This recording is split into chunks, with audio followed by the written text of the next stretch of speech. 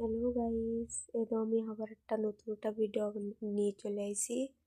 তো গাইস, আজকে আমি চানা আর আলু সবিন দিয়ে তরকারি রানবো। তো আমি চানা আর আলু পয়লা সিদ্ধ করে নিচ্ছি।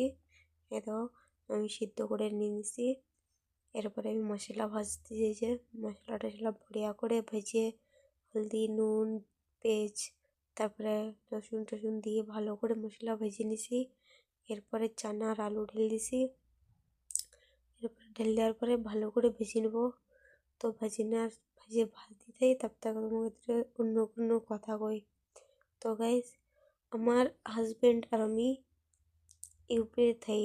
ইউপিতে আমরা মহারাষ্ট্রে আইছি দুজনে।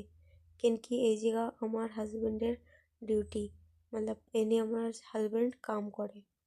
তো আমার হাজবেন্ড গেছে কামে আর আমি এনে তরকারি রাঁধতেছি। আর আমার হাজবেন্ডের ডিউটি হলো সকালে 11টার সময় যায় আর 3টের সময় আসে। তারপরে 3টের সময় এসে একটু আরাম করে 7টার সময় চলে যায়। সন্ধ্যের সময় 7টার সময় ডিউটিতে আবার চলে যায়। তো গাইস, তোমার সাথে কথা করতে করতে আমার তরকারিতে ভাজা বি হয়ে গেছে, আমি জল বি ঢেলে দিছি। তো এইবারে আমি তরকারিটা একটু সময় ঢেকে দেবো। ঢাকার পরে তরকারিটা ভালো করে একটু হবে। আর ঢেকে দিছি। তো আমার হাজব্যান্ড 7টার সময় যায় আর রাত্রি 12টার সময় আসে। তব তক আমি একাই থাই এনে রুমি, একা খাই। কোনো দিন কোনো সময় আমার হাজব্যান্ড 3টের সময় আমার সাথে ভাত খায়। আমার একা একা ভাল লাগে না, খাতেও ভাল লাগে না। তো কোনো দিন আমার হাজব্যান্ড এনে খায়।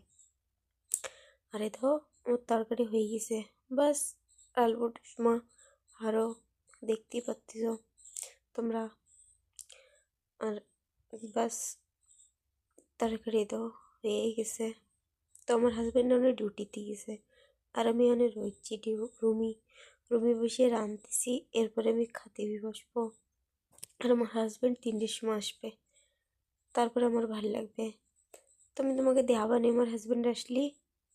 তো তোমার সাথে কথা করতে আমার তরকারি বাস হয়েই গেছে। এবার আমি তরকারি ঢেলে নেবো। তরকারি ঢেলে নিছি। তো একার জন্যই রাঁধতেছি। এবার আমি ভাত খেতে বসবো। ভাত নিয়ে চলে আসি। ভাত আর পাঁপড় ভেজেছি আর চানা আলুর তরকারি নিয়ে ভাত খাবো। তো গাইস, তোমাকে আমার ভিডিও কিরম লাগে তোমরা কমেন্টে করবা, ঠিক আছে? বাই।